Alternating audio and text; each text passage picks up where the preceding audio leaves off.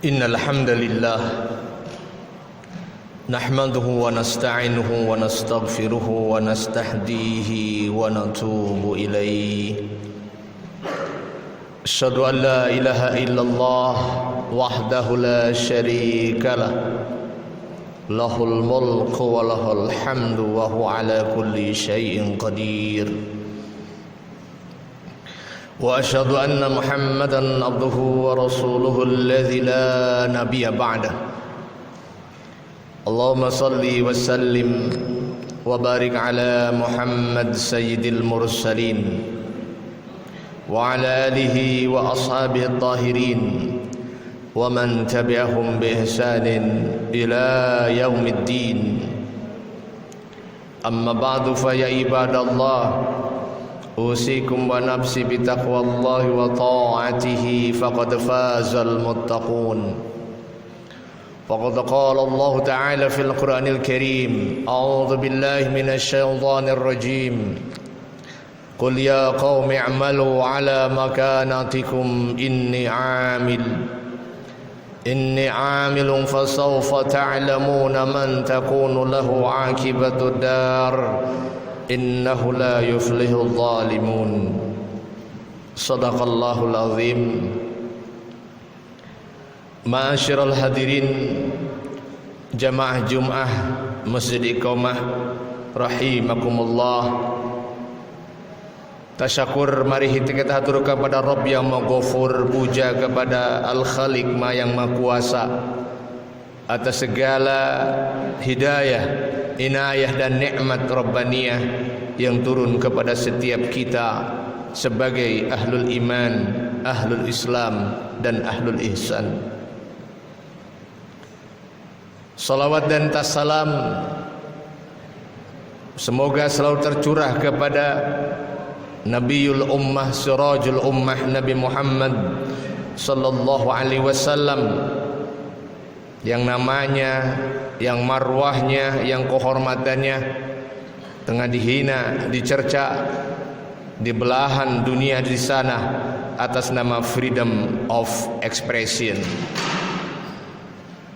Ma'asyiral hadirin jamaah Jumat yang dimuliakan Allah Subhanahu wa taala. Dalam aksioma kehidupan antara jahil, al-jahlu alias kebodohan pasti akan bertemu dengan al-ilmu alias pengetahuan. Dua hal inilah yang menjadi ikhtibar, cabaran bagi kita.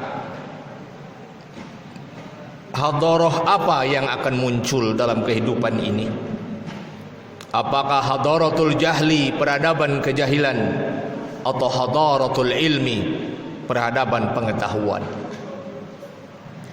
Di atas pundak kita lah sangat punya mas'uliyah yang besar untuk benar-benar kita memenangkan pertempuran antara dua hadarah ini, yaitu tegaknya hadaratul ilmi dan hancurnya hadaratul jahli. Kenapa hadirin? Sebab mari kita bayangkan kalau terjadi kolaborasi antara kejahilan dengan 5 kondisi masyarakat modern pada saat ini. Yang pertama, apa jadinya kalau kebodohan berkolaborasi dengan kefakiran, kemiskinan? Itu pasti akan melahirkan ijram, kriminalitas. Betapa banyak tindakan kejahatan di saat Covid ini. Di tengah himpitan ekonomi, dampak Covid yang memang sangat sistemik ini melahirkan orang-orang yang putus asa, melahirkan orang-orang yang sempit dari ilmu terhadap al-halal wal haram. Maka gampang sekali melahirkan al-mujrimun, orang-orang yang berbuat kriminal. Boleh dilihat statistik kriminalitas sekarang meningkat sekali dari hari ke hari, terutama ketika COVID-19 datang mendera negeri ini. Lalu kita bayangkan pula kalau peradaban kejahilian ini berkolaborasi dengan kekayaan yang melimpah ruah. Orang yang bodoh tapi kaya raya, orang yang kaya raya tapi jahil terhadap din, terhadap al-halal wal haram. Maka apa yang terjadi kalau kebodohan kawin dengan kemakmuran hidup alias dunia materialistik? Maka akan melahirkan fasad, kerusakan. Begitu nyata kompetisi ini.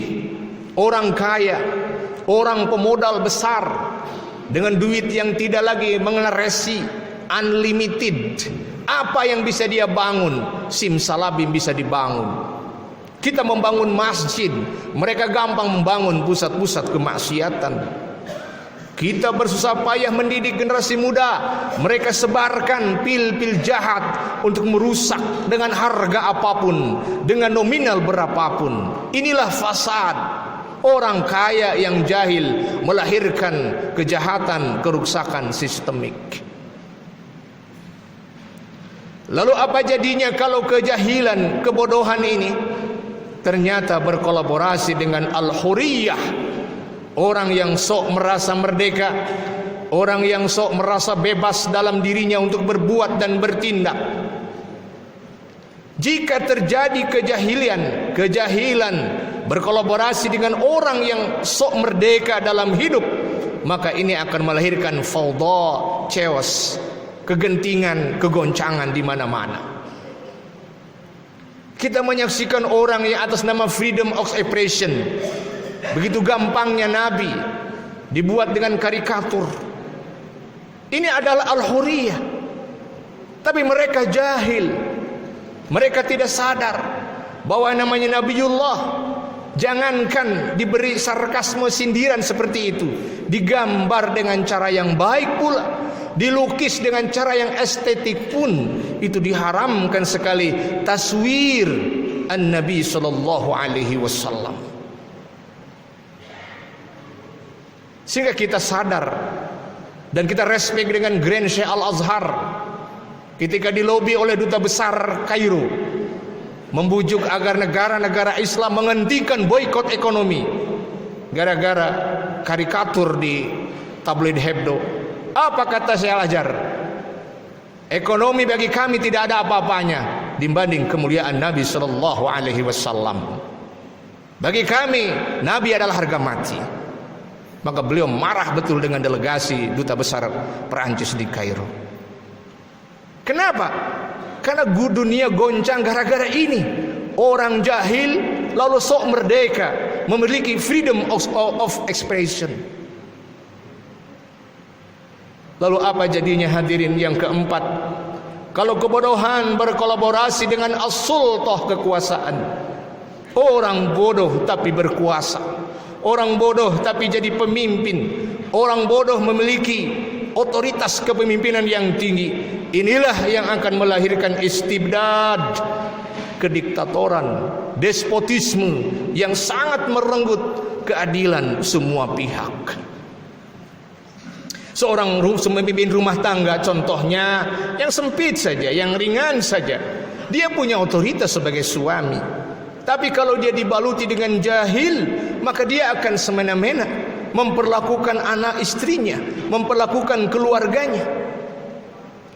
Seorang direktur utama, betul dia punya sultah otoritas, tapi ternyata dia tidak diliputi oleh kejahilan, maka yang ada adalah tindakan sewenang-wenang dalam proses manajerial perusahaannya. Apalagi kalau Raisud Daulah. Kita sangat menyayangkan dan kita sangat menginginkan sekali sebenarnya bagaimana peradaban jahil ini segera diganti dengan peradaban ilmu. Dan yang kelima, bagaimana kalau kebodohan ini berkolaborasi dengan ad-din? Bodoh tapi rajin dalam agama, dangkal pengetahuan tapi ahli ibadah. Inilah yang akan melahirkan irhab, orang-orang radikal. Seperti halnya Khawarij ahlul ibadah tapi jahil, yang membunuh Ali bin Abi Thalib waktu salat subuh, yang mencari Amr bin As ketika berangkat salat subuh, maupun Muawiyah bin Abi Sufyan dalam serangan Fajar. Makanya irhab, radikalisme, fundamentalisme dimanapun, termasuk dalam tataran radikalisme yang ada di Timur Tengah, kebanyakan dan dipastikan mereka jahil tapi sangat religius. Kampus kita harus menjadi garda terdepan bagaimana memberantas kejahilan yang berbasis agama. Ma'asyiral hadirin jamaah-jamaah yang dimuliakan Allah Subhanahu wa taala. Sekarang mari kita bayangkan kalau negeri kita dimenangkan oleh hadaratul ilmi, ilmu menjadi pemenang di negeri ini. Dan mari kita bayangkan kalau ilmu berkolaborasi dengan 5 kenyataan dalam keseharian. Orang berilmu tapi fakir, orang berilmu tapi zuhud, inilah akan melahirkan qanaah. Semisal Abu Dzar Al-Ghifari, orang-orang yang tahu al-ilmu ulumuddin, ulumud dunya dan lain sebagainya, tapi mungkin Allah memberkati dia dengan qillatul mal, al-fakhr, alias tidak punya kekuatan materi, tapi mereka adalah ahlul qanaah. Orang yang benar-benar ridha, orang yang merasa dengan ridha dengan apa yang Allah berikan. Karena semakin banyak harta, maka pertanyaan besarnya akan siap dengan 2 pertanyaan. Di mana didapatkan ini harta dan bagaimana membelanjakan ini harta. Dan bagaimana kalau ilmu ini berkolaborasi dengan apa? As-sara, kemewahan, dunia, materialisme, ternyata berkolaborasi dengan al-ilmu. Inilah yang akan melahirkan ibda', inovasi kebaikan tanpa henti.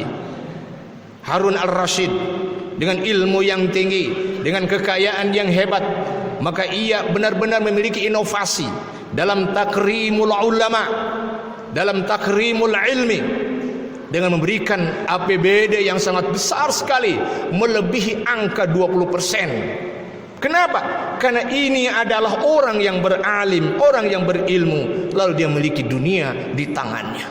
Lahir inovasi, lahir kreasi kebaikan.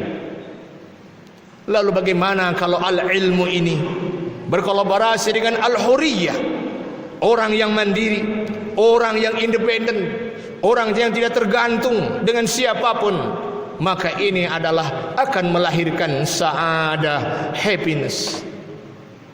Betapa kita merindukan sekali orang-orang mandiri, lalu dia alim, orang yang puncak ilmunya, sehingga dia tahu bagaimana dia memperlakukan ilmu dia. Dia tidak takut dengan todongan-todongan senapan, dengan mungkin intimidasi kekuasaan, selama ia berpegang pada ilmu berbasis huriyah. Inilah puncak sa'adah. Penjara bagi seorang Ibnu Taimiyah adalah sebuah uzlah, hiburan dan relaksasi daripada di luar penjara tatkala ditekan oleh siapapun.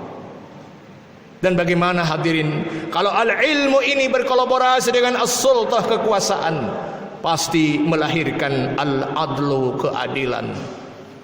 Inilah sosok nyata Umar bin Abdul Aziz, seorang gubernur langsung menjadi khalifah, dan sebelum menjadi gubernur dididik menjadi ahlul ilmi.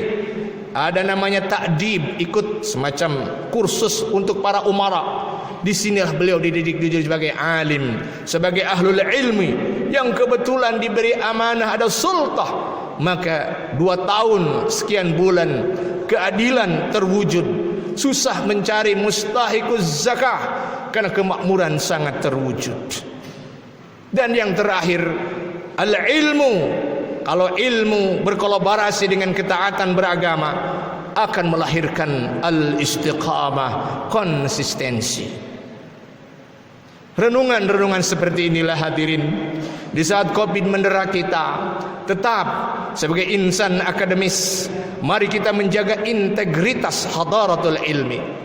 Dan kita paling terdepan, sangat vokal untuk menahan gempuran hadaratul jahli pada seluruh dimensi kehidupan.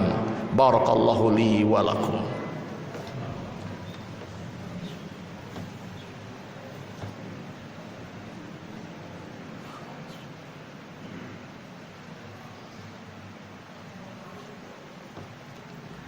Alhamdulillahirabbil alamin wal aqibatu lil muttaqin wal udwana illa 'alal zalimin. Asyhadu an la ilaha illallah wa asyhadu anna Muhammadan abduhu wa rasuluh. Allahumma salli wa sallim wa barik ala Muhammad wa ala ali Muhammad wa ba'du. Ikhwatal iman, jamaah Jumat yang dimuliakan Allah Subhanahu wa taala. Tentu saja untuk iqamah alias menegakkan hadaratul ilmi, la yakumul Qur'anu illa bisultan. Mau tidak mau dialektika itu akan terwujud. Bagaimana kebersamaan antara Al-Quran, qanun ilahi, dengan as-sultan, mungkin dustur basyari. Itu sesuatu yang tidak boleh dipertentangkan satu sama lainnya. Masalahnya memang masih ada fobia-fobia tertentu kalau terjadi antara kolaborasi dustur ilahi dengan dustur basyari.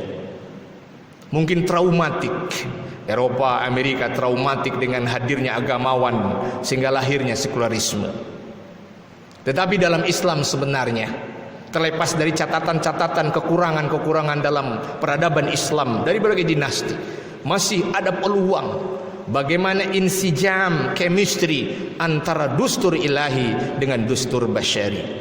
Syarat yang utama adalah adanya edukasi, adanya irsyadul ummah, adanya tau'iyatul ummah, bahwa kita ini satu tubuh untuk NKRI. Dinamika yang ada hanyalah mungkin ikhtilafat fir ra'yi ataupun cara-cara berjuang untuk negara ini. Janganlah perbedaan yang ada di negeri ini disikapi sebagai perbedaan menonjol antara mana nasionalis dan tidak nasionalis. Sungguh kita banyak agenda besar menyikapi COVID-19 yang masih belum ada ujungnya ini, yang mendera semua negara. Tidak hanya negara berkembang, bahkan pula negara maju. Jika kita berpikir cerdas, ada Rasyidun, al-khulafa al-a'immah ar-rasyidun, pemimpin-pemimpin yang cerdas, para hukama yang cerdas, para alim ulama yang jelas cerdas dan punya huriyah, insyaallah. Kolaborasi elemen ini akan terwujud untuk izzul Islam wal muslimin, tegaknya baldah thayyibah wa rabbun ghafur. Semoga kesadaran kolektif seperti ini kita terus sebarkan di tengah wabah Covid yang kita anggap sebagai ibtila, ujian dari Allah untuk mendekatkan kepada dustur ilahi. Di tengah kita juga dustur basyari yang sedang kita perjuangkan, insyaallah tabaraka wa taala. Semoga para petinggi kita, para tokoh-tokoh kampus kita, para seluruh aktivis akademik kita dan mahasiswa kita yang puluhan ribu inilah menjadi jundullah, tentara Allah untuk menegakkan hadaratul ilmi dan mencegah hadaratul jahli biidnillahi tabaraka wa ta'ala. Demikian sekilas khutbah dari khatib. Semoga sedikitnya menjadi satu taslim alias tafwid, alias penyerahan atas realita yang harus kita perbaiki dengan semangat ad-da'wah wal irsyad biidnillahi tabaraka wa ta'ala.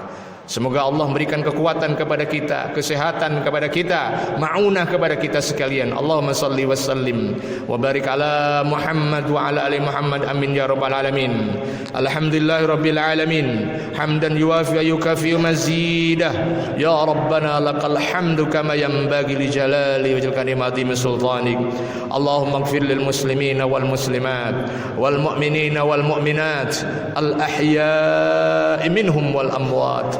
Allahumma aqsim lana min khasyatik ma tahulu bihi bainana wa bain ma'siyatik, wa min ta'atika ma yuballighuna bihi jannatak, wa min al-yaqini ma tuhawwinu bihi alaina masa'ib ad-dunya. Allahumma mati'na bi asma'ina wa absarina wa quwwatina ma ahyaytana waj'alhu waritha minna waj'al sa'rana 'ala man dhalamana wa la taj'al musibatana fi dinina wa la taj'al ad-dunya akbar hamina wa la mablagha ilmina wa la tusallit alaina man la yarhamuna. Rabbana atina fid dunya hasanah wa fil akhirati hasanah wa qina adzaban nar. Subhana rabbika rabbil izzati amma yasifun wa salamun alal mursalin walhamdulillahi rabbil alamin. Aqulu qouli hadza wa astaghfirullah li wa lakum wa aqimis shalah.